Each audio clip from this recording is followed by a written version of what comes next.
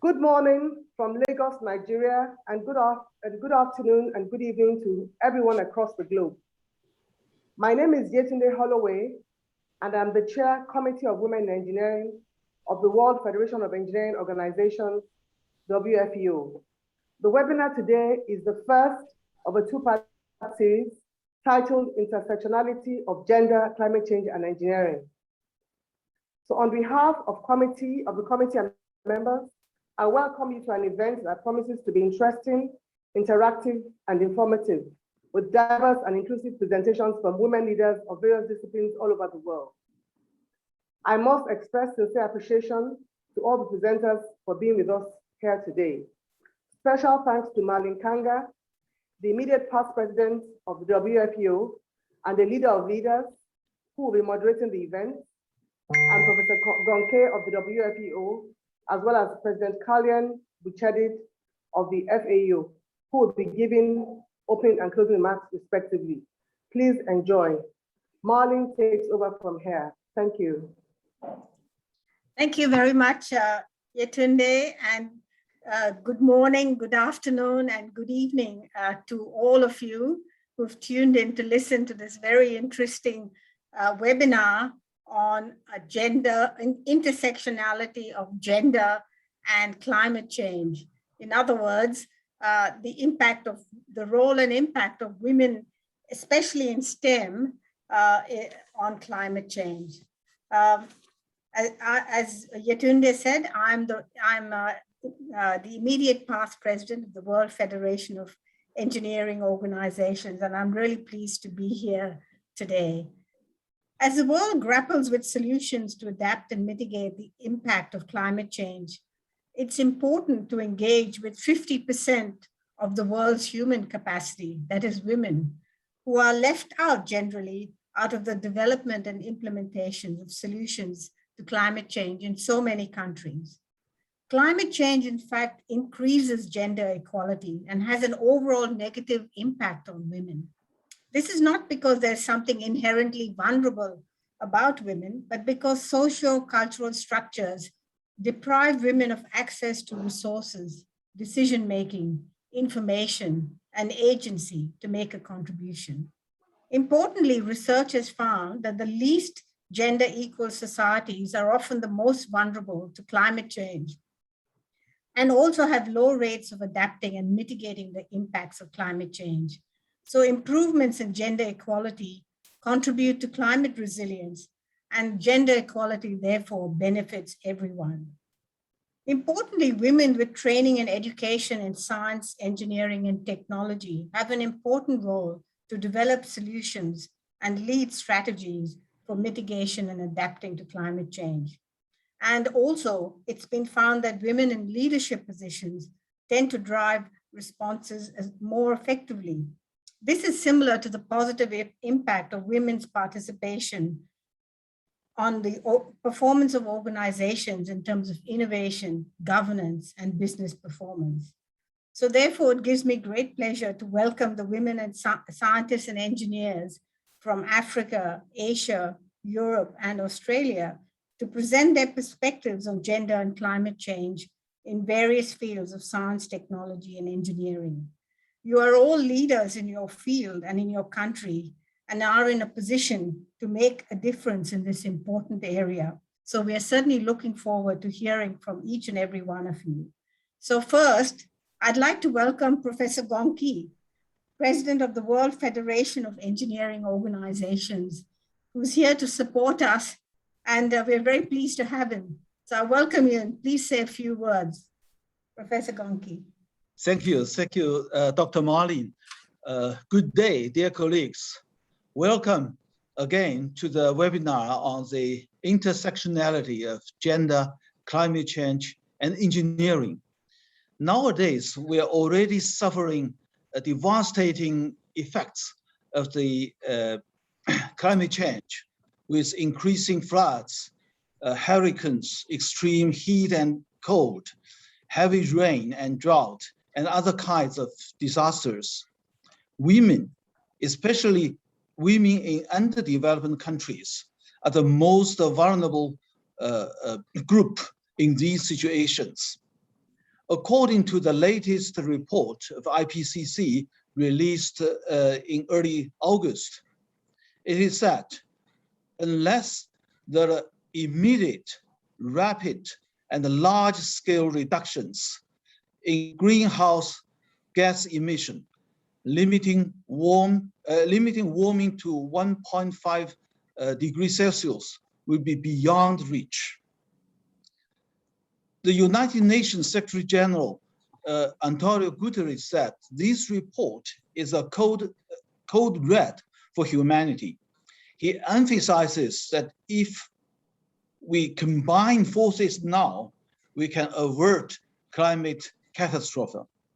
Yes, we have to combine all forces of all people, men and women, without any further delay.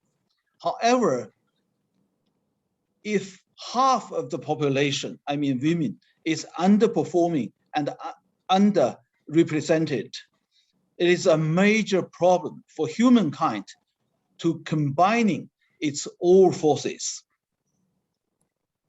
As a matter of fact, empowering women is empowering the climate actions. The UNESCO Engineering Report, Engineering for Sustainable Development, released on this year's World Engineering Day, the 4th of March, points out that the key to addressing climate change lies in engineering innovations. And also on the same day, the 4th of March, the World Engineering Day, Secretary General Guterres has stressed that as a trained engineer, I'm passionate about the potential of engineering to help solve the most pressing challenges facing our world. But to truly maximize that potential, we must ensure women and girls have equal opportunities and representation in this field. Unfortunately, the fact is that in engineering today, there's a dearth of women in many positions. This does not only discourage the career aspiration for other women, but also suppresses the voice of women and limits their ability to contribute to important decisions concerning climate change and other pressing issues of the world. The World Federation of Engineering Organizations, WFEO, is the world's largest engineering organization, is committed to raising awareness among its members and stakeholders of the urgent need to address the climate emergency and take actions, including to enhance engineering capacity by invoking emerging technologies and to transform the engineering profession itself to be more inclusive and offering equal opportunity to all.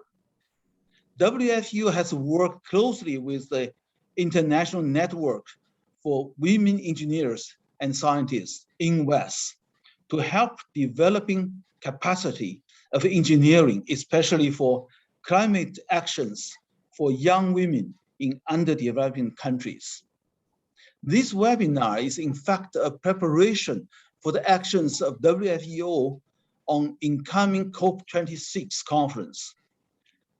We are looking forward to the webinar to examine the nexus between gender, climate change, and engineering, as well as STEM educations, to identify the key problems and to find the best way to harness the strengths of our diversity and inclusion with the power of technology, to offer solutions which will effectively tackle the climate emergency in a sustainable manner.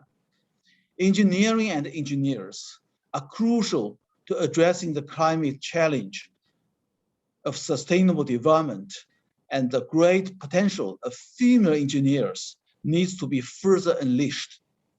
WFEO calls on all governments, NGOs, and international community to attach more importance to capacity building and STEM education for female engineers, especially for girls. so that to truly transform this profession to be the one that female engineers share equal representation and opportunities. Made a great success of this webinar. Thank you so much. Thank you very much, Professor Gongki, for those very inspiring words. We're very certainly looking forward to a cracker of an event. I'm so pleased to see so many have joined us from around the world and really looking forward to this presentations. I just wanted to remind the attendees to let you know that in the chat box, there is a link to a Google Sheet. If you click on the link, you can enter your questions as we go through. The speakers will try to answer your questions, and I will also raise some of them in the question and answer session. And after the webinar, we will collectively answer your questions and upload the entire sheet on the WFEO website. So please use the Google web sheet to interact with us so that we can continue the conversation. So now to our speakers, and our first speaker is Professor Dr. Jung Kim, who is the current president of the International Network for Women Engineers and Scientists, a very important network of women engineering associations from around the world. Professor Kim is executive vice president of Dongseo University and has held various leadership positions in academia, government committees, and non-governmental organizations. She has a PhD in medicinal chemistry and is the author of numerous research papers in peer-reviewed journals. Importantly, she has done a great deal of research on administration and policy, especially for women in STEM. And I'm really proud to welcome her to this important webinar. She's going to speak on women in STEM networks and climate change. The floor is yours. Thank you very much, Marlene, for your very kind introduction. I'm going to share my slide now. Give me just a minute. Okay, can you see my slide? Yes, we can. Thank you. Okay. Put it on, yes. Yes, okay. So good afternoon, good evening, good morning to all our participants from all over the world. I would like to, first of all, thank Professor Gongki, President of WFEO, Dr. Marlene Kanga, immediate past President of WFEO and a very valuable member of INWES, and Ms. Yetunde Holloway, Chair of WFEO WIE, for inviting me to this very meaningful webinar. I will be talking on women in STEM networks and climate change.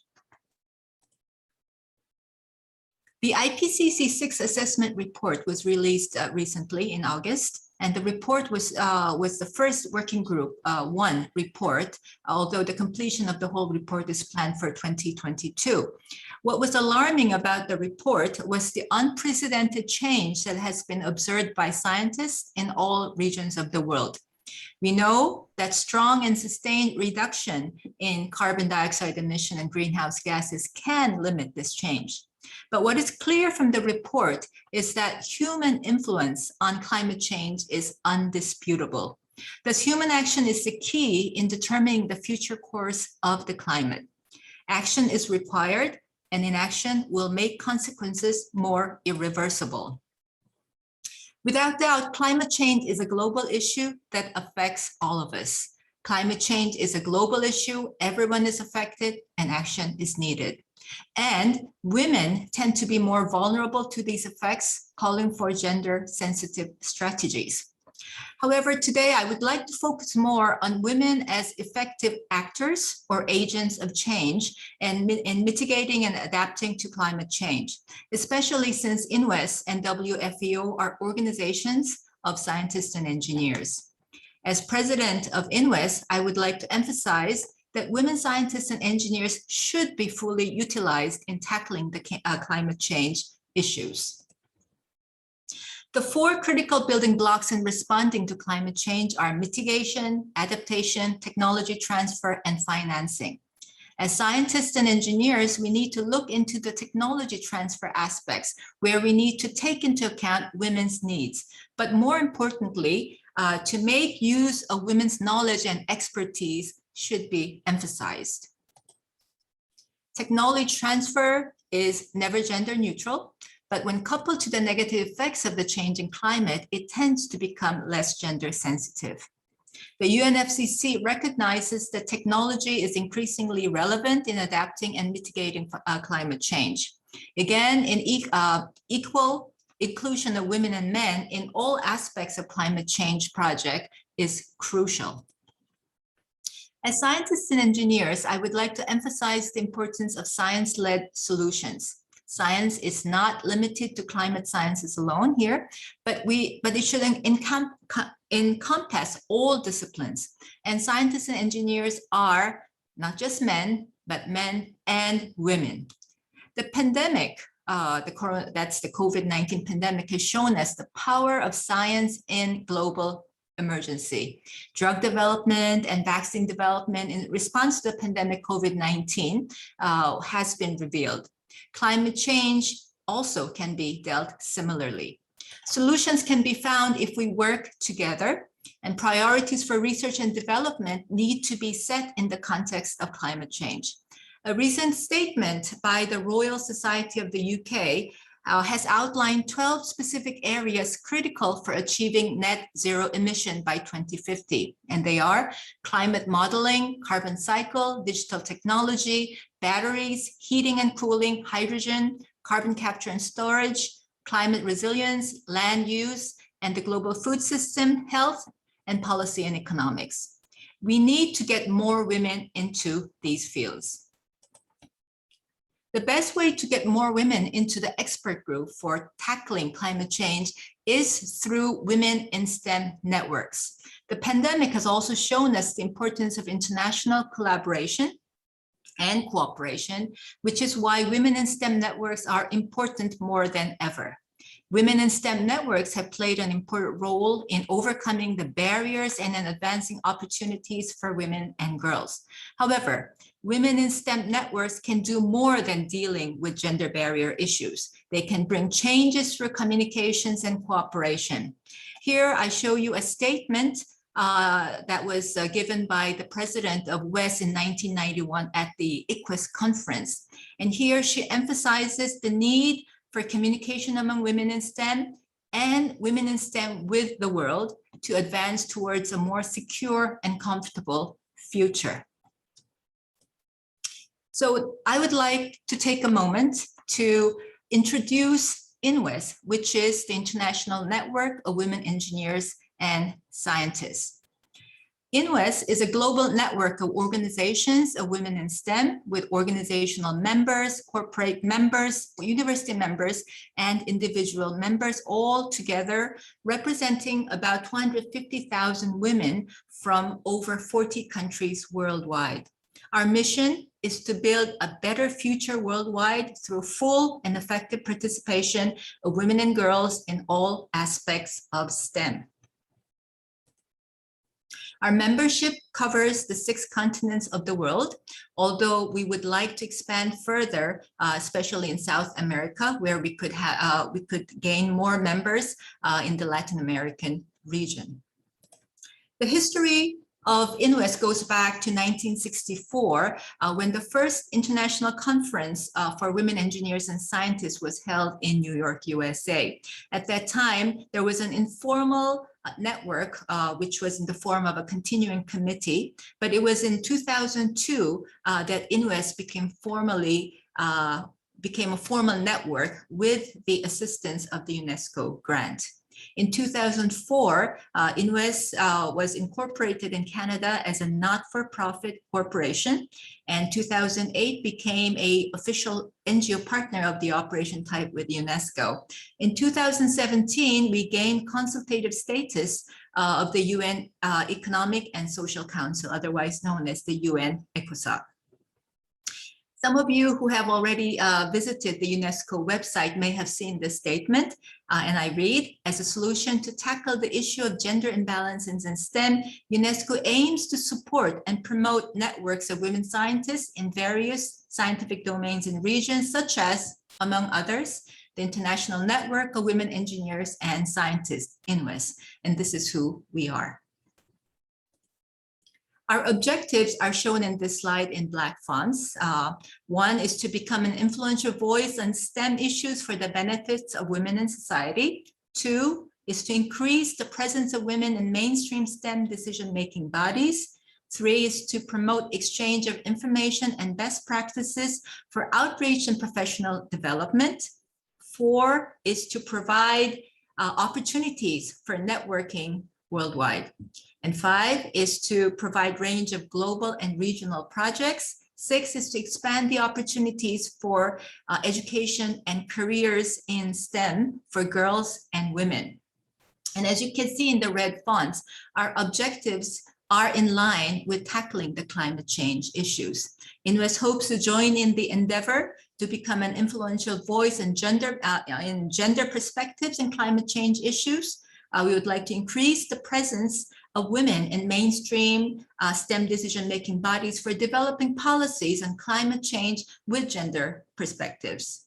Information exchange is considered to be very important more than ever in tackling the climate change issues.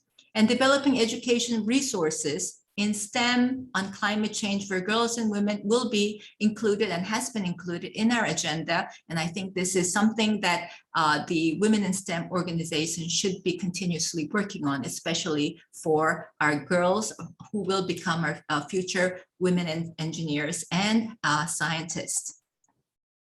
And so I would like to conclude by stating our mission, the stating mission of INWES one more time, which is to build a better future worldwide through full participation of women and girls in STEM. And I would like to add, especially in tackling the climate change problems. Thank you very much.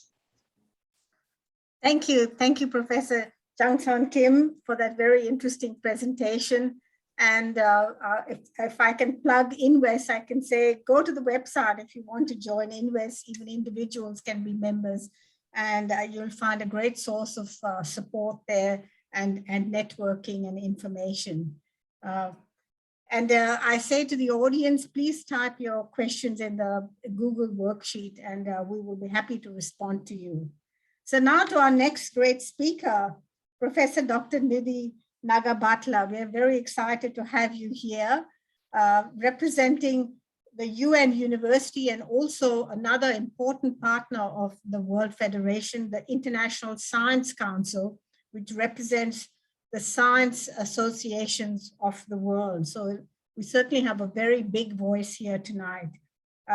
Professor Nidhi Nagabhatla is a senior fellow at the United Nations University Institute on Comparative Regional Integration Studies, based in Belgium, and she coordinates the Climate and Natural Resources Cluster. In addition, she is an affiliated associate professor at McMaster University in Canada and has a number of other academic positions, too many for me to list. And she's also the author of many academic papers and peer-reviewed journals. She served as the chair of the Partnership for Environment and Disaster Risk Reduction at UNEP, and currently co-leads the Water and Migration Working Group of the Food and Agriculture Organization of the United Nations. So I warmly welcome Professor Nidhi, who's going to speak on Beijing Plus 25 to transforming our world. The 2030 agenda is a gender equitable world in the making. Welcome. Thank you, Marlene, and thanks to everyone who's joining us today from every part of the world. I saw a colleague from Colombia, and hats off to you for these wee hours of the morning that you've taken the opportunity to come and share and listen to us. My name is Nidhi Nagabhatla, and I'm so delighted to be here with you all. I would like to share some insights on the work we've been doing in the intersectionality of water, climate change, and environmental governance. And if you can see here on the screen, I have made an intentional point to ask a question. Yes, we have a big mammoth task to create a gender equitable world. And as a global community, we have put good effort as institutions, as experts, to make this happen. Beijing Plus 25 was a milestone in that direction, and I'm going to tell you how in the next slide.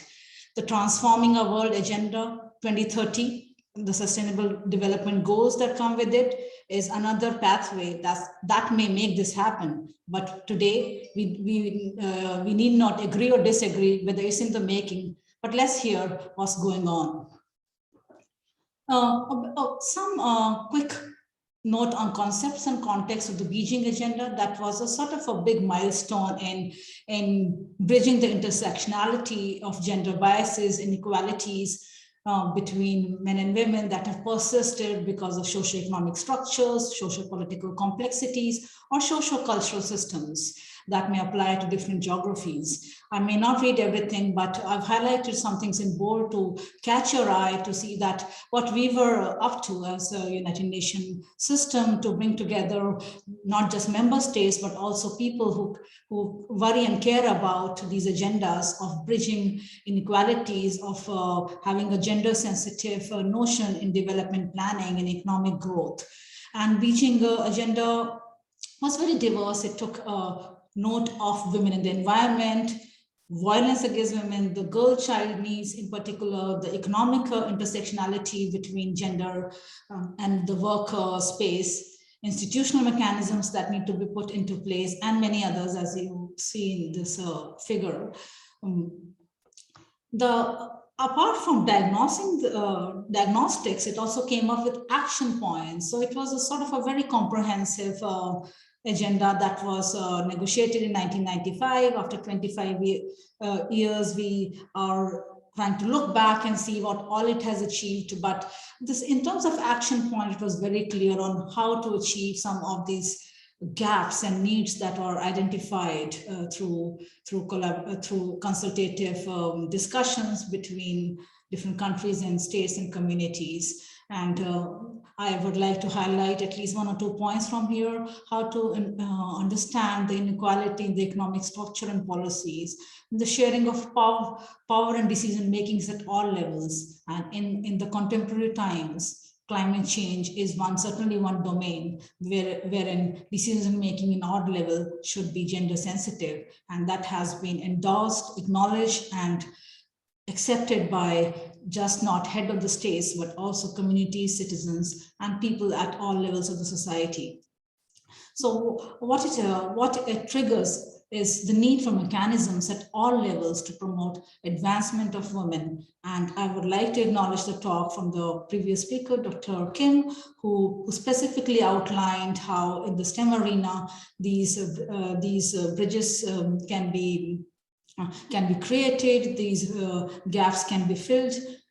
Overall, Beijing 25 is also an opportunity to then steer this agenda of generation equality, where this is just not about men and women, but it's about the new generation where equality is the norm. And it also triggered many regional, national, and global institutions to reflect on what can they do in this space. And I quote the Asia Pacific and Resource Center for Women, who have been taking a number of initiatives on board to forward the Beijing Declaration, to ensure that the mandate of the declaration is implemented by working with community-based organizations, by women at all different societal levels. At the UN system, we should also be acknowledging of the role that UN Women as a specialized agency of the UN is playing. And with the current leadership change just a few weeks ago, about this very dynamic lady from Mauritius, I think we are in very safe hands to see that the intersectionality of gender in different development landscapes, be it academia, be it climate action, be it engineering, science, or other domains of sustainable development goals, that we ensure that Agenda 2030 that is aiming transformation remains gender sensitive throughout. Again, on the screen, you can see the domains that a Beijing Declaration has put in place, which UN Women as an agency is taking forth, but all the other specialized and member agencies of the UN have also endorsed and integrated in their own respective agendas. Let me take your attention back to 2000, and I'm sure most of you or all of you may remember the Millennium Development Goals. That was also created around this whole centric attention of putting gender in the center frame. It had a specific dedicated goal on gender, promoting gender equality and empowering women, but the gender dimensions was also fully integrated in all the other targets and goals of the MDGs. Done 15 years, and at 2015, the world leaders came together to see that, yeah, the job is not yet done, not just in mainstreaming the gender agenda, but also understanding that various components of a sustainable development future for all of us, be it our cities and communities in SDG 11, be it persisting inequalities represented by SDG 9, be it industry, innovation, and infrastructure of SDG 9, we all need to ensure that this comprehensive agenda is overall taking note of gender dimensions, gender equality targets, and to keep that in the momentum, gender equality was given a placeholder of its own as SDG 5. In SDG 5, it was also necessary to have this targeted goal on SDG gender equality, because as you see on the screen, there is still a lot of work to be done. Analysis of some key indicators, as we call them, in 2000. In politics, globally, we had 13.2% women, and a decisive role, people who can really make and steer change. In 2017, 23.4. So of course, we are making progress, but perhaps sometimes the progress is slow and not enough. Only 39% countries of the world have use some form of quota system to increase women's representation in politics. So politics remain, of course, at the center of making a transformative change, because when you have a space to put your voice, and when you can have policies where there is a choice, then only you can see transformation happening on ground. In terms of targets and indicators, the SDG 5 agenda is of course pretty diverse, but is as you can see, it is also encompassing of several dimensions. And speaking of today's focus on climate action and technology and engineering, we can see that an economic rights can't be achieved if we don't have enough voice and enough and efficient leadership in the industry, in technology, in engineering, in academia. And may I take your attention to the indicator 5.B.1, women who own mobile phones. And specifically, if I can talk of Africa, I mean, Africa has been a leader on how women have used ICT tools, even women on the ground, women farmers, women small-scale entrepreneurs have used ICT tools, in particular mobile, to empower themselves. And I wanted to really highlight this indicator for people who are joining us from Africa today. And again, repeating what Marlene already said, when half of the world population is women, can we tend to ignore all this big agenda that is lying unfulfilled? Of course, the answer is no. The gender equal world is in the making, but still only 13% of the countries dedicate budget to gender statistics. Without data and information, can we have a gender equitable world? Well, it might be challenging. Only 15% of the countries have legislation that mandates specialized gender-based surveys, and only less than half of the countries regularly produce violence against women data. So can we have engineering interventions? Can we have technology innovations to see that we can steer these numbers to be looking more good on the slide or the presentation that we may make next on the topic? Perhaps we have some engineers today with us who can think about filling these gaps through some innovation and engineering mechanisms. And coming back to my own area of specialization, when we talk about water, SDG 6, it has direct intersection with SDG 5. Because we talk about sanitation, when we talk about drinking water requirements, when we talk about participation in water governance, we may acknowledge that the water burden of a household is always on women. But when it comes to water decision making, we may not see many women on the table. So sort of, again, highlighting a gap using another example of SDG 6, another example of SDG 8. when we talk about decent work and economic growth, we need to come up with mechanisms that are very customized to different gender needs. We need to have machinery that fit the physiology of women, for example. We can't have innovations that are gender neutral. This notion, this thinking remains very crucial also for young people as they enter the job market, as they become leaders of tomorrow, to be sensitive about planning, to be sensitive about their innovations, and to be kind of aligning that if as a country or as a global community, if we have to build a dynamic and sustainable, innovative, gender sensitive economies, we need to understand the nuances that apply. Taking note of all these gaps, we also contributed to this very interesting document. I encourage you to have a look at the complete document. It was mainly addressing the engineers, how to integrate sustainable development goals in different sectors of the engineering world. But the focus was again on interlinked thinking, and I could provide some remarks here again to highlight intersectionality, intersectoral integration in designing solutions. And in some, again, bringing climate crisis into the mainframe when we think about different spillover impacts of climate change. Migration, internal displacement is a big topic in the climate discourse. And within this climate migration nexus, there are gender connotations where women already carrying a burden of either making water available or being subjected to different settings or water and sanitation needs. It adds another layer of complexity in dealing with vulnerability, people living in vulnerable settings, and the climate action designs that we need to put in place. So I wanted to just give you some food for thought on spillover impacts that may steer or that may in some way influence the intersectionality that we are discussing today. And of course, the UN has been continuously reporting on the impact of COVID. There are mixed views. The positive view is to take that as an opportunity to fill the gaps that have that may require solutions coming from science, information, data, and perhaps engineering. But a kind of concerning view is that maybe COVID may take us a few steps back from where we were standing as a global community in 2019 or early 2020, because the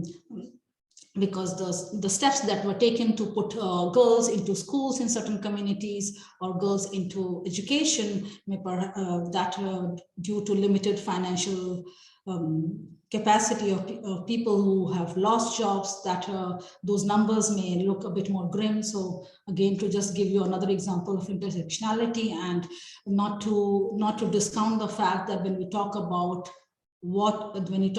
climate and gender nexus, there are a lot of underrepresented aspects of the health outcomes. And I would like to make a point today that this area really needs not just research attention, but also priority on solutions, and to give a more of an evidence-informed analysis for policymakers. We came up with a systematic review of water and gender interlinkages, again, incorporating water-induced or water-reflected climate settings. And intersection with health was important because let me give you a small story. When there are dry conditions, the water availability is impacted.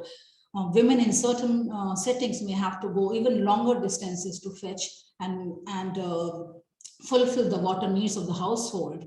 And that additional burden may lead to long-term, not just psychosocial impacts, but also physiological impacts on the body in the muscular skeletal outputs or conditions on a long term. So this intersectionality also remains to be diagnosed, and again, taking the attention of other gender dimensions in humanitarian responses. Why this? Because when we talk about climate action, climate crisis, displacement of people, climate refugees is again a bigger part or component of this equation. And I'm just giving you a snapshot and some food for thought, why this remains such a complex domain to not just address, but to find gender-focused solutions that are place-specific, that are country-specific, that are community-specific, and there is no blueprint approach to solving this crisis. And maybe after all this, I didn't want to call it depressing notes, but after we do have a set of challenges, but we also have solutions. We have solutions in having a method to organize information, or method to conduct analysis on where to start. And in terms of this, UNESCO has come up with a gender and water toolkit, which applies to also when we are taking climate crisis scenarios into picture. And after taking stock of progress towards gender equality in the water domain, working together with UNESCO, we also launched this report, which I would like to use before closing my talk. And this was just published few months ago, available as open access document. What do we want to say? We wanted to emphasize that certain of these targets, whether in the climate action, SDG 13, SDG 6, related to, again, climate domain to a good extent, remain clearly off track. So again, not a good news, but at least it gives us some way, some information and pathway to fill the gaps that needs to be. Less than 17% of the water sector of the total workforce is composed of women. And these numbers are very far off the track that we set ourselves in 2015, all endorsing and accepting the gender equitable and sustainable development pathway agenda 2030. So with this slide, I would like to make a call to solicit your commitment, your cooperation to taking this message to your community, to your country, to see that we accelerate gender equality in the water domain, in the climate domain, and unlock the power of gender equality in these domains. Thank you so much. Thank you so much, Professor Nidhi Nagabhatla. It was certainly a tour de force, so much information to take in, and clearly you're an expert and very passionate on this very important topic. So we look forward to hearing from us a bit more from you when we have our Q&A session later this evening. So now I want to welcome engineer Dr. Lucy Agyepong, who's Dean of Engineering at Academic City in the University College in Ghana. Lucy is going to talk about leading climate change initiatives, the role of the female African engineer. Lucy has research is actually in aircraft design with focus on weight estimation and reduction methodologies.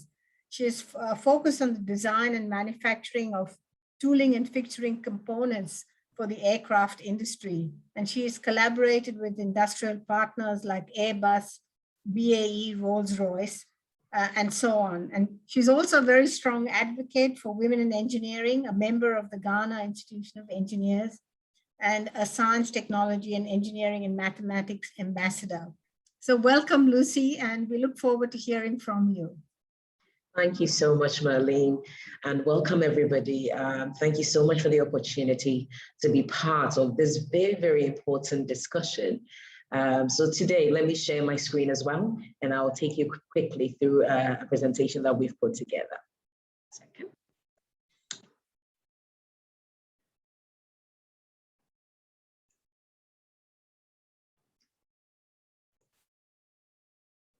Okay.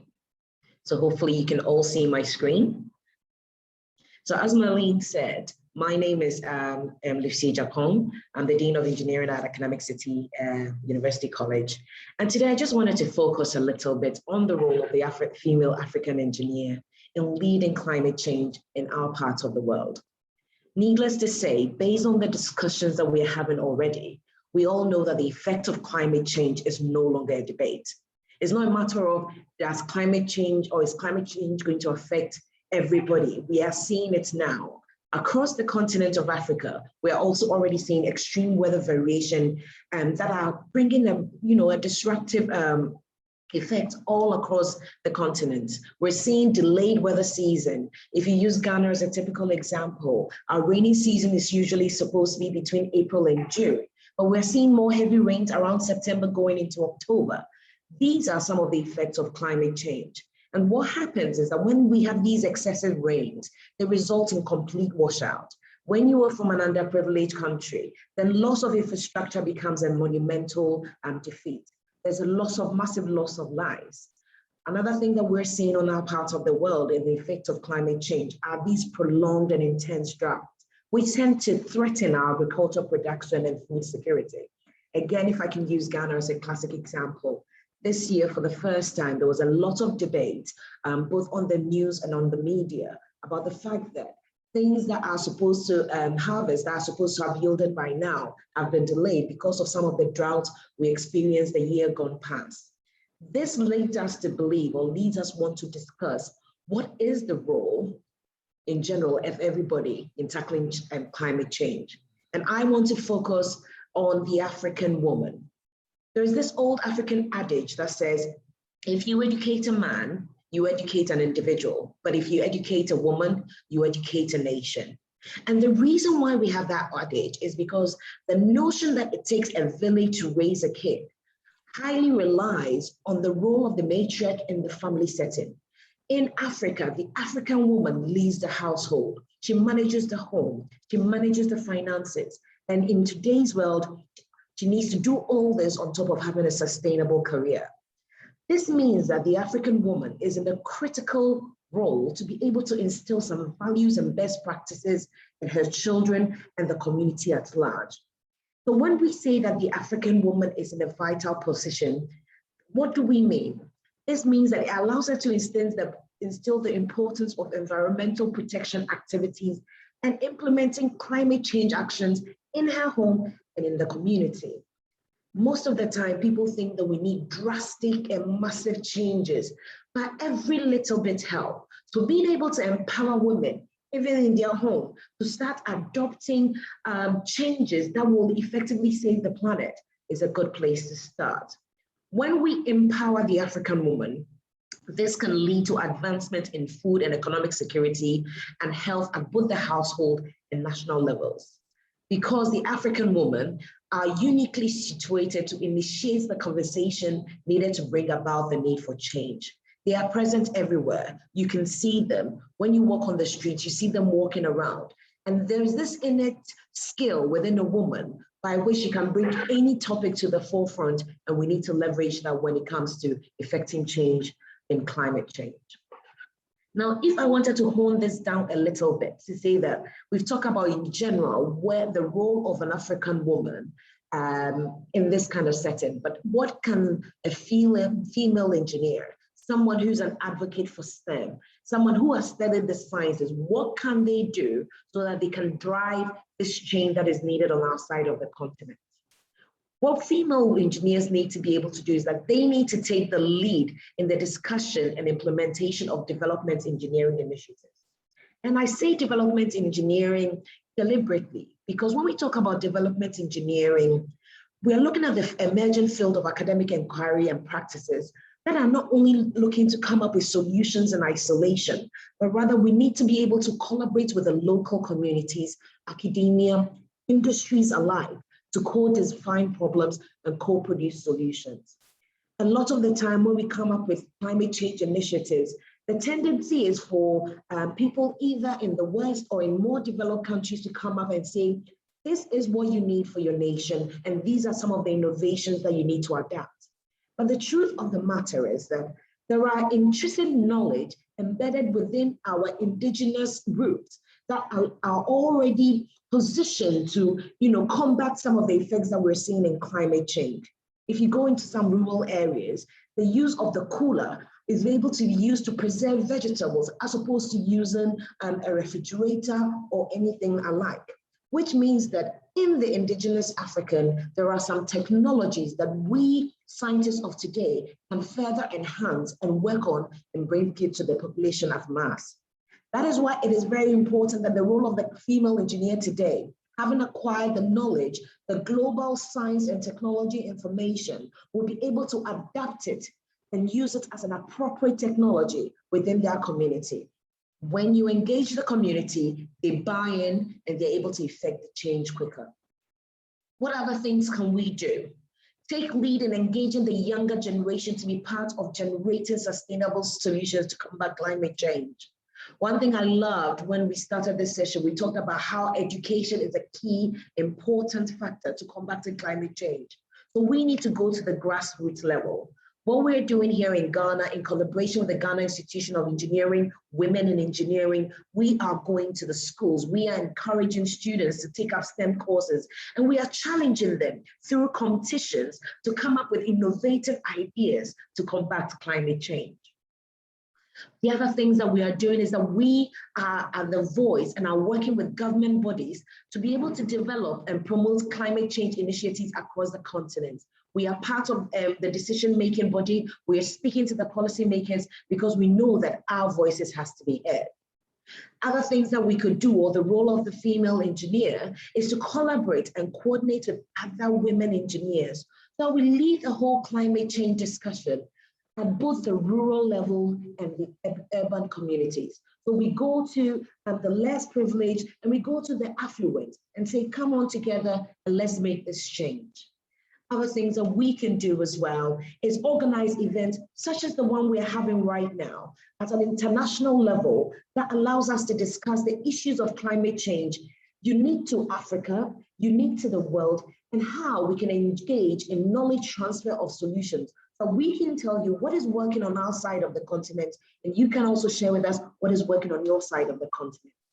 We need to engage women leaders everywhere. One of the sayings that my dear President, Engineer Carlien Bou-Chedid told me, she said, whenever a woman finds a place in a position of power, she needs to bring other women along. So we women have to engage with other women leaders so that we can effect both policy and behavioral changes that is required to affect climate change. I wanted to keep this presentation short and sweet. I think that it is a very important thing that we are discussing. There is so much that we can learn from each other, and together we can make a change. Thank you so much, Marlene. Thank you, Lucy, and for that very inspiring presentation. And I have to say, we'd like to hear more. We could listen to you for hours, but unfortunately we have to move on. So our next speaker can't join us, unfortunately, but she has sent us a recording. She is Solape Hammond, Special Advisor to the Lagos State Governor on SDG and investments. Ms. Hammond is a management consultant and entrepreneur and is currently a founder of 10 Talents Limited, Impact Hubs Lagos for entrepreneurs, which provides co-working spaces and ecosystem building events. She's a board member of the Lagos State Sport Trust Fund and Lagos State Science Research and Innovation Council. I don't know how she fits it all in. And Solape is going to talk to us about the role of policy in addressing climate change. This is a recording that she sent us earlier. Good morning, dear colleagues, friends, and change makers. Please allow me to rest on already established protocols. However, I would like to thank the World Federation of Engineering Organizations and recognize the President, Professor Gong, as well as Mrs. Yetunde Holloway, the Chair of the Committee for Women in Engineering, who is our host today, for greatly facilitating my ability to be here to contribute. I also acknowledge Dr. Marlene Kanga, immediate past president, who serves as our moderator today and has been a great force in rallying all of us, as well as the other highly esteemed speakers today. I'll be speaking about the role of policy in addressing climate change. Climate change is everywhere, a little bit like the Matrix when you see it. With 1.1 degrees Celsius of warming clocked so far, the climate is already changing. We've seen what's happened in Germany, Belgium, and even New York this year, unprecedented extreme flooding. It's raining on plains in Greenland where it's only ever been known to snow. The goal enshrined in the 2015 Paris Agreement and adopted by nearly 200 nations across the world is to collectively cap warming at well below 2 degrees Celsius and 1.5 degrees if possible. On current trend, we are heading for 3 degrees Celsius at best. Last month, the World Meteorological Organization projected a 40% chance that Earth will cross the 1.5 degree threshold for at least 1 year by 2026, 5 short years away. We see the evidence in unpredictable rain patterns affecting farmers and extreme heat. For us in Lagos, it's exacerbated by the huge waste management problem, air quality issues, and especially for low-lying cities like us, in flooding when it rains. We know some of the outcomes and the potential outcomes: increased incidents of disaster, food insecurity and chronic hunger, water scarcity. 350 million more people in urban areas may be exposed to water scarcity from severe droughts at 1.5 degrees Celsius of warming, 410 million at 2 degrees Celsius. Displaced populations, more widespread disease outbreaks, species extinction, unbelievable heat, unlivable heat even, ecosystem collapses, coral reefs on which 500 million people depend are just one example. Cities threatened by rising sea levels. Some coastal cities who are on the front line, as it were, have already begun evacuations. Achieving the SDGs requires us to strengthen resilience and adaptive capacity to climate-related hazards and natural disasters. That's target 13.1.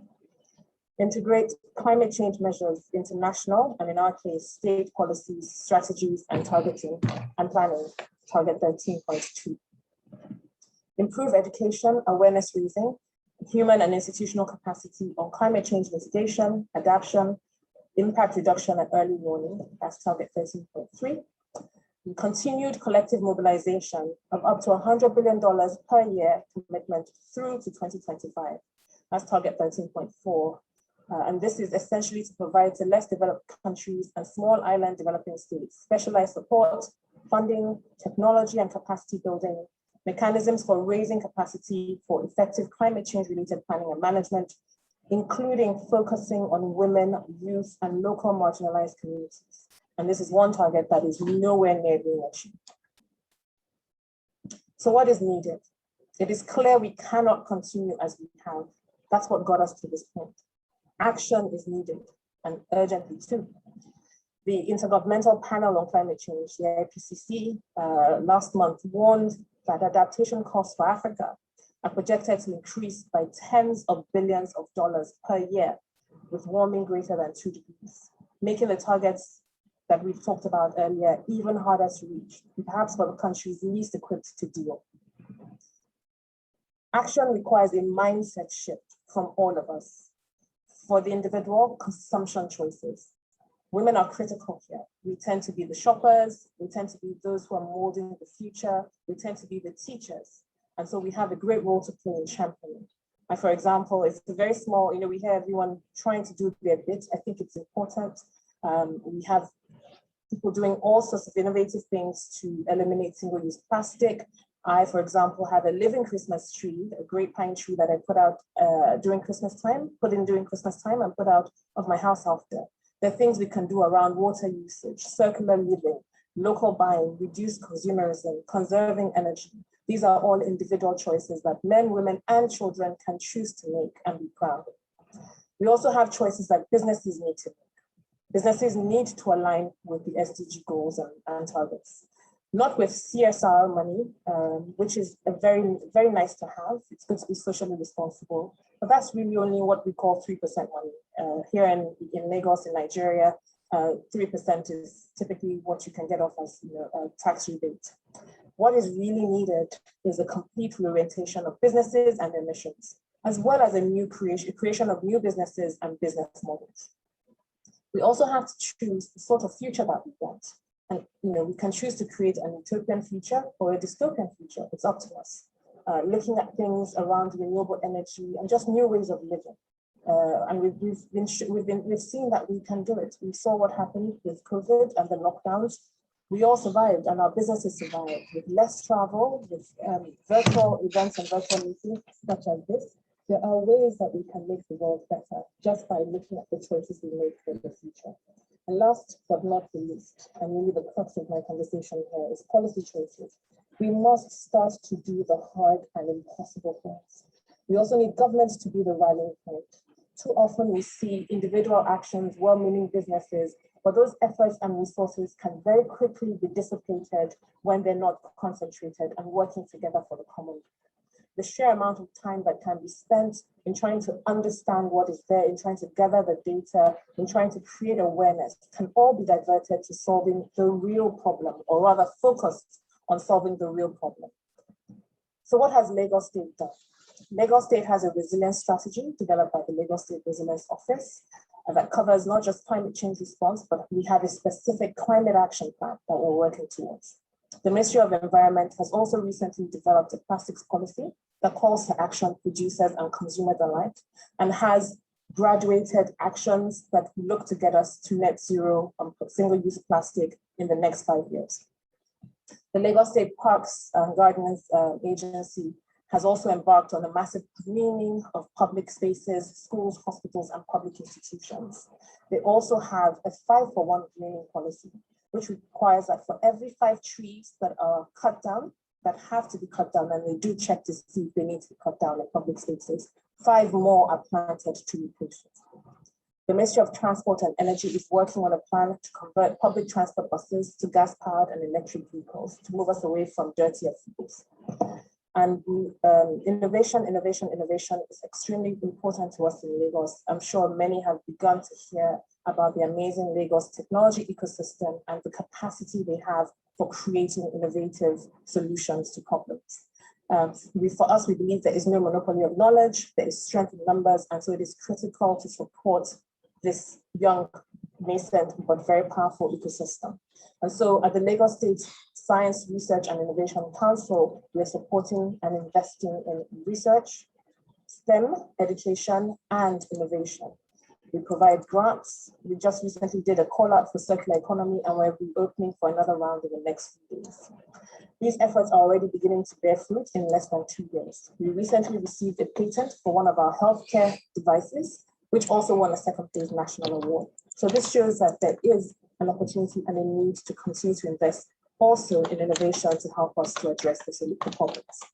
Here at the Lagos State Office of the SDGs and Investment, which is where I work, we're leading a joint effort team, fondly referred to it as the SDG jets and electric jets, to bring together the relevant ministries and agencies to create the projects around achieving the SDGs, especially as pertains to circular economy and climate change. We have also recently commenced a green bond framework development process, and will be pursuing blue and other sustainability bonds. What this means is the projects that we do are increasingly development focused. They're increasingly aligned with the SDGs, and therefore increasingly likely to get us closer to achieving the SDGs. We're updating our multi-city plans at the Ministry of Physical Planning and Urban Development to address current and new challenges and plan for a new Lagos with a far greater population than could ever have been imagined previously, due to an incredible rate of migration, an estimated 86 people per hour. To contextualize this, Lagos had 5 million people 30 years ago, and today we have over 22 million, with a prediction that we will hit 40 million by 2050. Last but not least, we're working on a flood risk management system with the UNDP and several insurance companies to ensure that we provide risk mitigation strategies and great funding, especially for the poor and vulnerable in flood risk-prone areas. What does this all mean to this incredible association of women, and indeed to everyone who is listening? It means Lagos is a city in need of solutions, and we're ready to embrace change. We have shown commitment and political will to make difficult decisions. We have platforms for ready collaboration, including my office, the Lagos State Science, Research and Innovation Council, and many more, and work very well with others. We therefore heartily invite you all to partner with us, collaborate with us to ensure Lagos not only survives climate change impact, but thrives. I thank you very much for listening. Thanks very much for that presentation from Ms. Solape Hammond. Unfortunately, she's not here with us, so we can't ask her some questions, but certainly very inspiring in terms of the work that's being done in Lagos. So that concludes our presentation, and we move to the question and answer session. And I urge you to enter your questions in the Google worksheet so that we can look at them and try and answer some of them. And for this session, I want to bring in Ms. Carlien Bou-Chedid, who is the first female president of the Federation of African Engineering Organizations. Welcome, Carlien. We're very excited to have you. Carlien is going to give closing remarks, but I also would like to involve Carlien in our question and answer session. And also, of course, Professor Gong and our WFEO president, and Yetunde Holloway, the chair of the Women in Engineering Committee. I'd like to engage you all in this conversation. But firstly, just briefly about Carlien. She's a consulting structural engineer and specializes in earthquake engineering. She serves on a number of government boards and councils. Currently, she's on the board of the Electricity Company of Ghana, the Architectural and Engineering Services Limited, the Council for Scientific and Industrial Research, the College of Science and Technology, and Northridge Lyceum. She also operates a food manufacturing firm. Again, I don't know how she fits it all in. Carlien is a past president of the Ghana Institution of Engineers. And I also wanted to mention that both Lucy and Carlien are members of the Ghana Institution of Engineers, which is a national member of the World Federation of Engineering Organizations. And the Federation of African Engineering Organizations, or FEO, is an international member of the World Federation. So very warm welcome to you, Carlien, and we're looking forward to what you have to say. So I'm going to go to the Q&A, and we seem to have one. And the question is, the first question is from Professor Seema Singh from India, and she's asked, if innovation is so important to fight climate change, what can women engineers add in terms of innovation that is unique to women and that perhaps male engineers cannot do? So I'll throw that open to all of you and see what you have to say. Who would like to go first? Professor Kim Young-sam, would you like to answer that question? Is there something different that women can add? Well, first of all, I think that we should not differentiate the sectors for women and men. What men can do, I'm sure women can do. So I think the underlying problem of gender gap so far has been because of this notion that there is something that men should do and there's something that only women can do. And I think what we need to do is try to educate and try to let people know that it is not a gender problem, but it is more. It's something else that we have to solve. I don't know if this is going to be an answer. Yes, I think that's a very good answer. So thank you for that. I think Ms. Hammond, Solape Hammond mentioned that women have a particular role in terms of the fact that they, involved in the household and they do the shopping so they can make choices and drive climate change in that way. Lucy, I see your hand up. Do you have something to add in that? Yes, so thank you so much, Dr. Kim and Dr. Marlene. I can't stress that enough. I think that, yes, it requires unified effort, both men and women, to come together to make the change. And what we are saying is that sometimes women have reach. Women are able to go to places that others are not able to go to. If I use the African setting again as an example, women in our rural areas are the ones who are making massive changes that affect the family. So empowering them and giving them the tools so that they become advocates for climate change is able to move things forward a bit quicker. But even having Professor K on this call is true representation of what we are talking about. Men and women need to come together so that we combat this climate change. Thank you. Yes, thanks very much, Lucy. And Professor Nidhi, I think you've got your hand up. A small intervention, to answer that question, a very short answer is that women engineers have to bring that alternate and missing perspective in the engineering domain.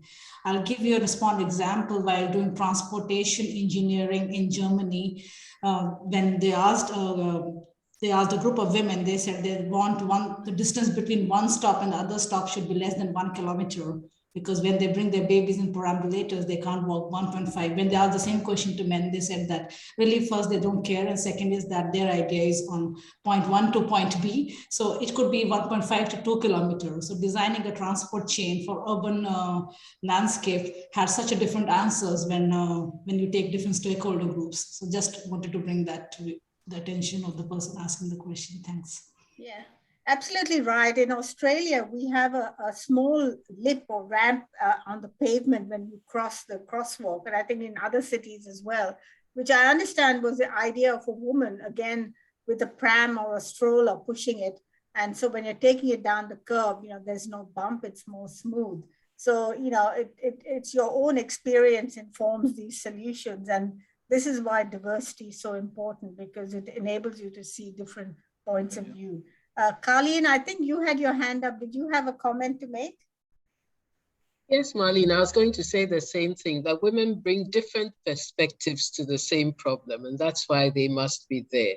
I had a situation where my sister is an engineer, water engineer, and they've provided water in the villages. And because she was an engineer, because she knew that it was the women who were going to fetch the water and do everything with the water, it was the women they trained to repair the pumps if they got spoiled. So that became a sustainable solution. Otherwise, the pumps would get spoiled, they try and get them fixed, they wouldn't be fixed, and that would be the end of that situation. So we bring different perspectives. That's why we must be there.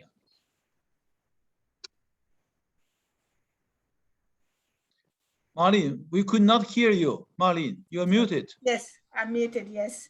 Thank you for that intervention, Carlien. And it's a very important perspective, the diversity that women can bring to the engineering profession. I'm going to move to another question, and that is the role of leadership, both male and female. And there are so many leaders here tonight.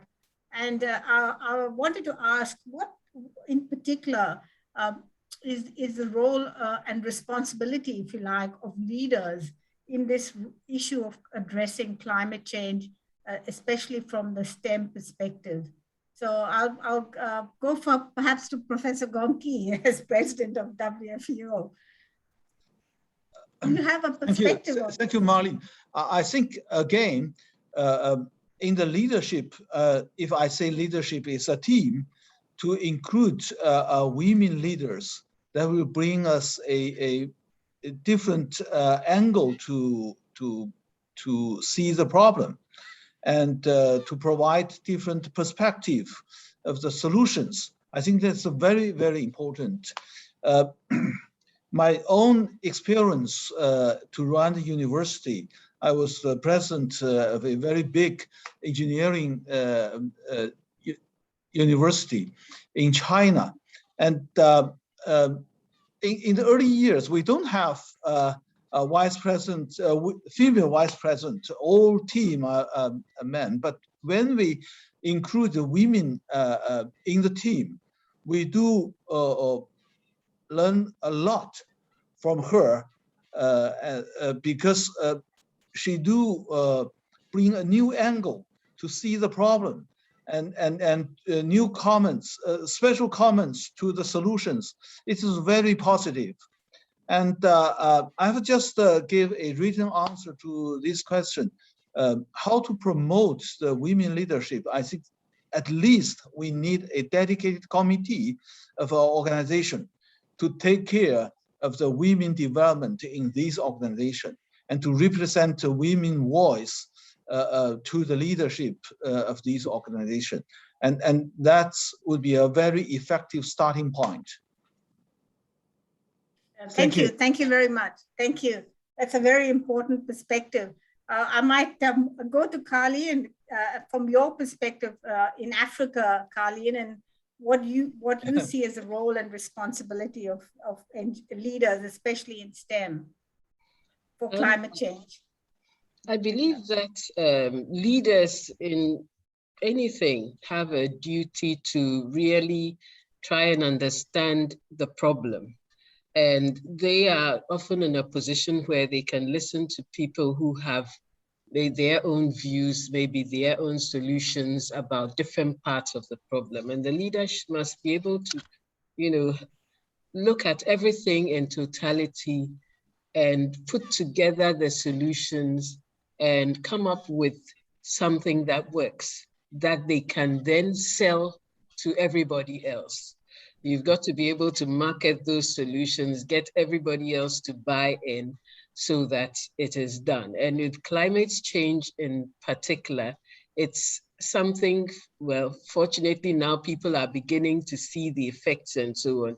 It's a little more difficult to market something that people don't understand too well. So it's a leader's job, especially scientists and engineers and so on, to be able to get people to really understand what is going on and what can be done about it. If I may just add, in Africa, sorry. No, please go ahead. Okay, if I may just add that in Africa, we've had solutions for taking care of the climate for several years. It's just that people did not realize the scientific basics for a lot of the things that were being done. Like there are days you don't go fishing. In fact, there are months, about a month or more, where there's a ban on fishing. And it's the time that the fish spawn. There are bans on doing things in the forest and so on, at certain days and so on. And I had a scientist friend who was able to bring out the scientific basis for a lot of cultural practices, and they were all to preserve the environment. So these are the kinds of things we can do as leaders in STEM. Thank you. Thank you. Thank you very much. I might move to Asia and Professor Jang-san. Kim, please, what do you see as the role of leaders, role and responsibility of leaders in STEM in addressing climate change? Well, I think, can I maybe just shift the question a little bit in terms of promoting leadership first? Because if women are not given the opportunity to become leaders, I mean, I think discussing role may not be meaningful enough, especially in Asia. I think the culture, changing the culture, I think was a difficult task throughout history. In other words, recognizing that women can be leaders, I think was the first priority. And for that, the role of the women in STEM organizations, the networks, I think played an important role, because convincing society and making the consensus in society that yes, we need women's leaders. Yes, we need to also have them in order to make society more enriching and you know, for the benefit of, or for all that this is necessary, is something that has to proceed first. And so in that sense, I have seen Professor Gong Ki's answer in the need to promote more organizations or rather the networks, and that's something that I would like to emphasize first. And this is what happened, in fact, in Korea. It was first the organizations that that advocated the need for women leadership, and once it became a policy, then we could have more women's leaders, and people began to realize that yes, women, there is a need for the leaders. The role of women, the leadership that can vary, and the type of leadership can also vary. And so I think what is unique to women in terms of leadership, I think will contribute greatly to society overall, especially in tackling the issues of climate change. Thank you, very well said and very wise words. And for all the women listening on tonight, I think being part of a network is very important, because there you can also learn to lead. And then grow into being a leader, so very important. I think Yetunde, you've got your hand up, but would you like to add to this conversation? Go ahead, please. Thank you very much, Marlene. You're doing an excellent job here today. I just wanted to add that as leaders, women usually bring their soft skills into play.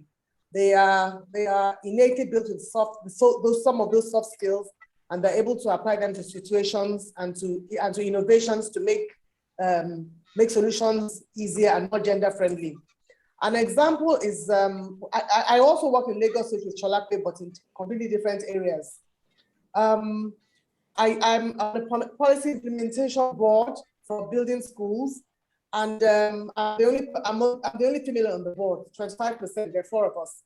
But there are some issues that surround, in building boarding schools particularly, that the men don't understand. After all, they don't do school runs. They don't do the school runs. They don't some of them do, but most of them don't do the school runs. Some of them don't see the children in the boarding schools. So little things like not understanding that the girls could be made safer. The girls' hostels could be made safer with burglar proofing, things that the way a woman thinks, and that's why it's important to have women in leadership positions. Secondly, a forum like this surely gives the opportunity for collaboration, for meeting each other. I met Dr. Lucy, I'm meeting Professor Kim, and those are the things that strengthen women networks and strengthen us together as women, where we can promote each other, show each other off, and encourage each other. Thank you. Thank you very much, Yetunde. More wise words, and it's amazing how much we can learn from each other. I agree. And how much is similar as well in terms of the school run. I mean, I used to drive 150 kilometers a day some days, because Sydney is very vast between sport and music, and still juggle with work. I don't know how I did it, but somehow that's what women have to do. So you know, we have the same issues around the world. It's great, but it's also terrible, I think. We got to do something about it. And so, Lucy, I go to you. You got your hand up. Do you want to comment on this?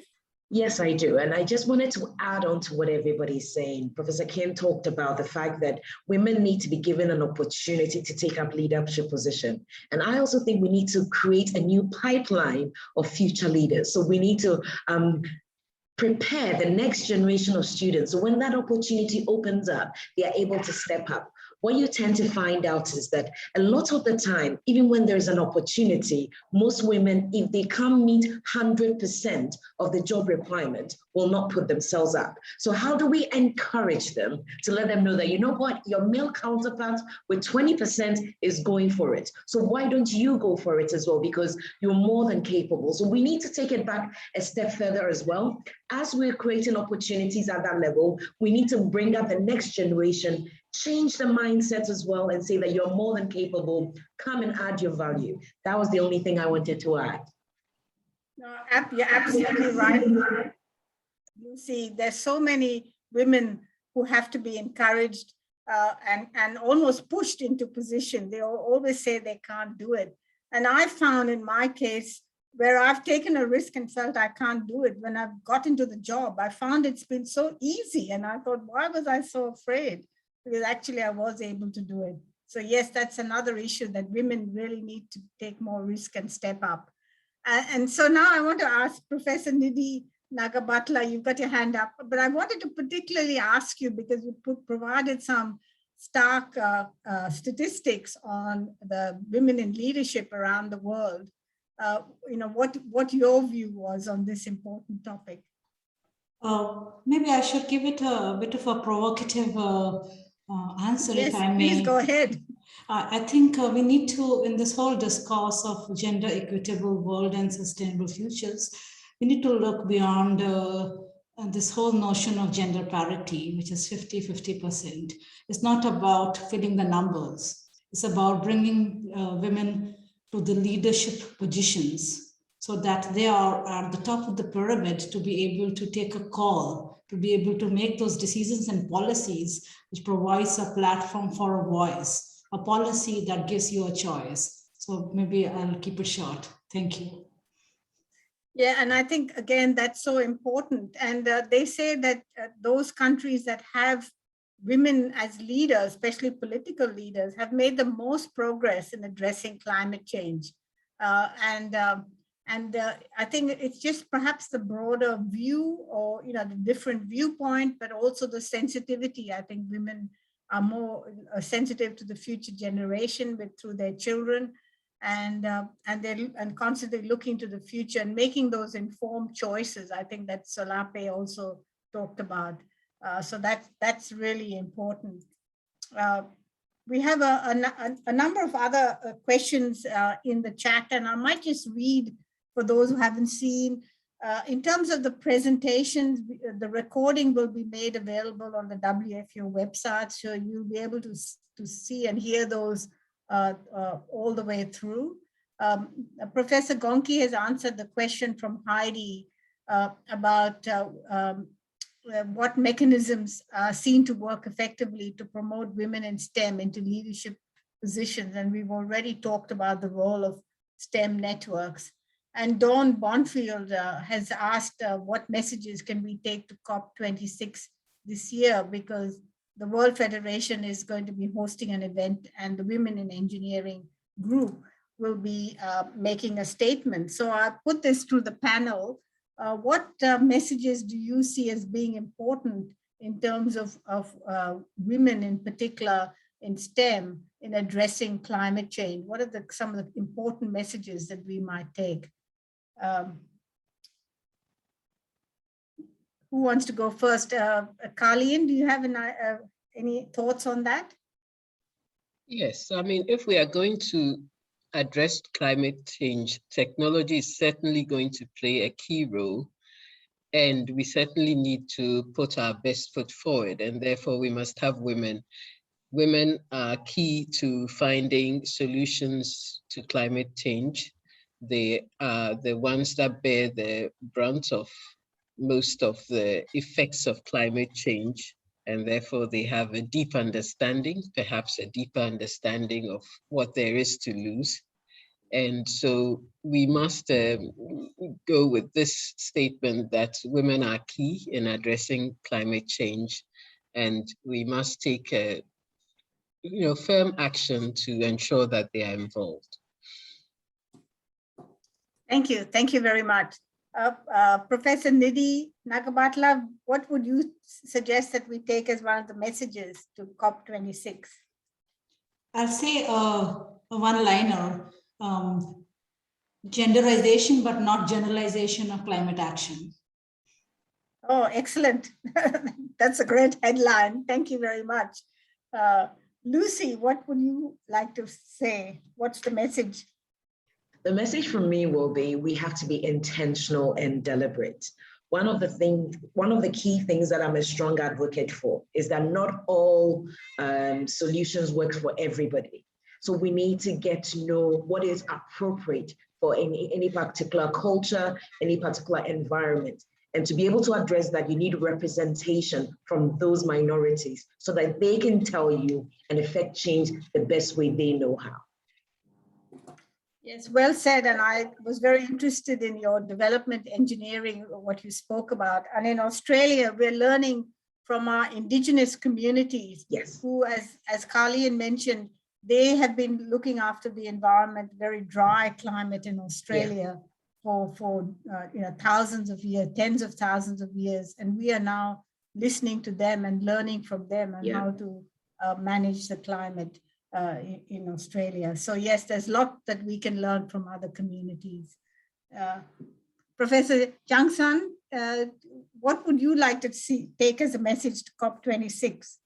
Well, there are two things. One is that each government should make sure that they have always women represented in the expert group, is one. And second is that the women in STEM organizations in each country should be should serve as the communication channel with the government, and especially with the intergovernmental organizations as well, because each voices, it's going to be difficult to to gather the individual voices. So having a network would be very efficient in gathering the voices and being able to communicate this with the necessary people.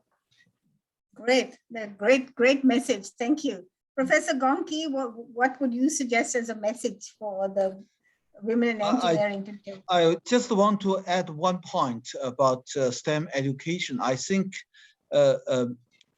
educational reform on the pedagogy is necessary to suit the requirement of women students. For example, some women students feel very boring, the STEM courses, because the examples, they suit the taste of male students. We need to have some pedagogy reform to support women students.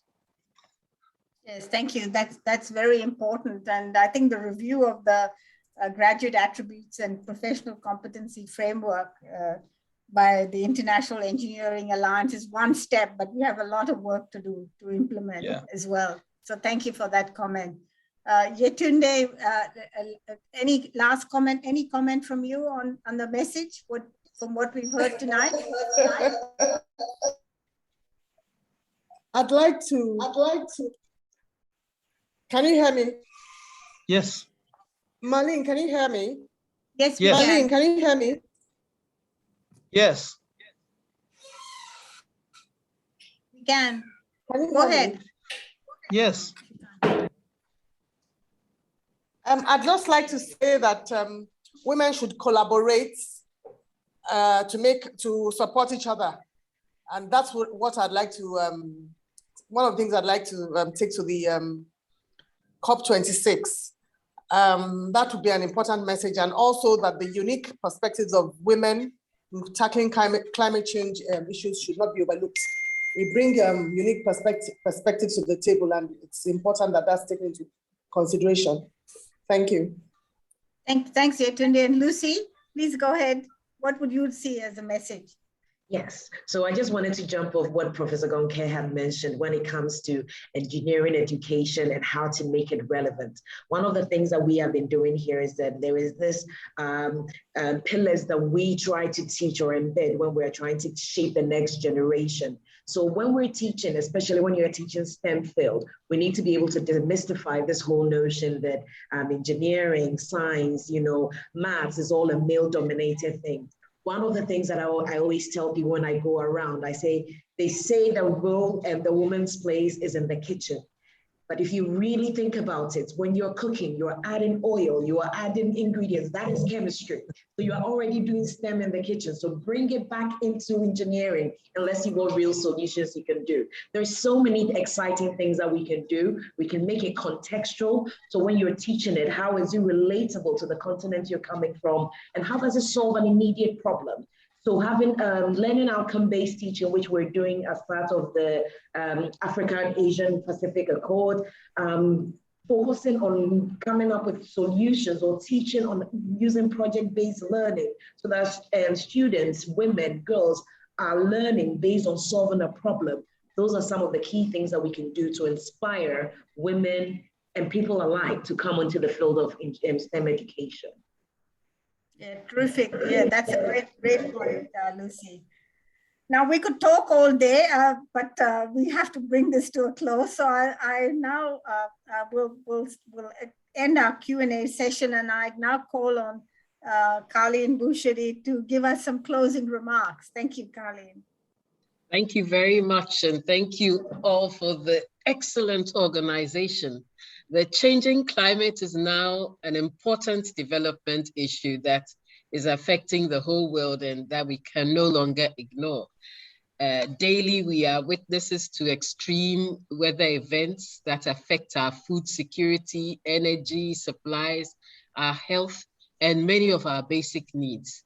And practically every country in the world is witnessing some effect, whether it's floods or wind storms or desertification, drought, and things like that, rising sea levels. We are all witnesses to these effects. Many women already find it difficult to meet basic needs. And this is especially so in developing countries, many of which are in Africa. And climate change just comes in to make an already bad situation worse. So women who have to fetch water for families now need to go further. Those who have to collect fuel wood may find that it's not so easy to find. And they are the ones bearing the brunt of this climate change. And this is where engineering comes in, because we can make a difference as engineers. It's not just engineering and science and technology, everything. We can use all this knowledge to help make a difference in the lives of many with innovations and so on. So we should try and find alternative ways of doing things that will impact our work, and not just our work, but that would impact the lives of everybody else. So in working, in practicing engineering and so on, we now need to look at everything we do through the lens of gender, because women are affected, and through the lens of climate change, and through all the other lenses that we used to, normally do for engineering. So it's becoming a lot more complicated than it was before. But this is where we are at, and this is what we need to do. So we need to ensure, not just in our work, in what we produce, that we look through all these lenses. We need leadership in redirecting our ways of doing these things, and leadership that understands the impacts and the hardships that are created. And therefore that leadership must include women. And it will take a concerted effort to make the change that we need. We need to be very deliberate about what we are doing. And we must now find ways of achieving change that will be positive for the climate, and that will improve our current situation.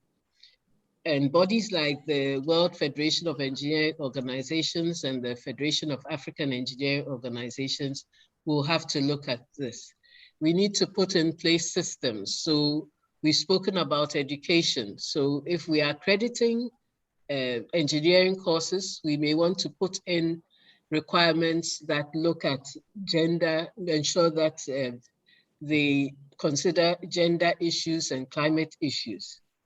If we are assessing firms, we may want to look at whether the firms are being sensitive to the climate in their practice, and whether in their recruitments and so on, they are looking at equality in gender. And this is where bodies like the World Federation and FIO, I say, can come in, because in engineering projects especially, we have very large projects that can make a big impact if we have these policies implemented. So action is required on our part, and certainly at the Federation of African Engineering Organizations, this is one thing that I am committed to do. And I believe that the WFEO will also be doing this. So thank you all very much. It's been a very useful seminar. We've picked up ideas. We've learned that we need to collaborate. We've learned that we need to gather more data. And we've learned that we need to work together to find a solution. And that's what we will be doing. So thank you all very much for your attention. Thank you very much, Carlien, and well said, and a great close to a very inspiring session. And thank you all to our speakers. Professor Nidhi Nagabhatla had to leave us, unfortunately, to go to another meeting. But thank you all to Professor Jung, Kim, Dr. Lucy Agyepong, and of course, Yetunde for organizing this. And Professor Gong for your presence as well and your participation. And thank you all to all those who attended and who've stayed to the end, even though we've run 10 minutes over time. We thank you for your contributions. And please join us for the second of this event, this series, which is, I think, on the 15th of October. We'll have your email addresses, so the Secretariat will send you the link so that you can join us. So we look forward to seeing you, and we wish you all a good day, good afternoon, or good evening. And thank you for joining us again. Good night. Thank you. Thank you, Marlene, for Thank your you. moderation. Thank you, everyone. Thank you. Thank you. Thank Good you, night. Marlene. Thank you very much. Thank you, Marlene. It was great meeting everybody. Thank you. Thank you. Thank you, Marlene, and it was really lovely meeting all of you. Yes, Have a good thank you. day. Bye-bye.